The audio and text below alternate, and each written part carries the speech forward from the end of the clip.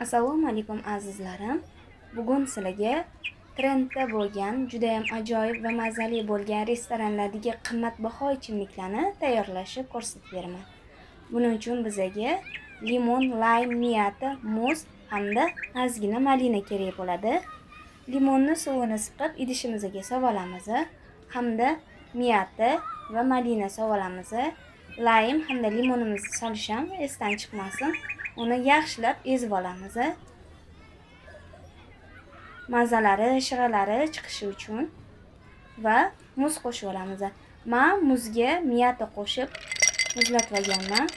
Juda ham ajoyib bo'ladi. Shu usulda ham tayyorlab ko'ringlar. Issiq choylarga ham shu usuldagi muzdan solsanglar, juda ham choylarning mazasi ajoyib bo'ladi.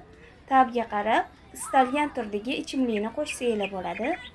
Birozgina aralashtirib olamiz va maza qilib ichib olamiz. Videoim sizlarga yoqqan bo'lsa, iliq kommentariy va layklarni kutib qolaman.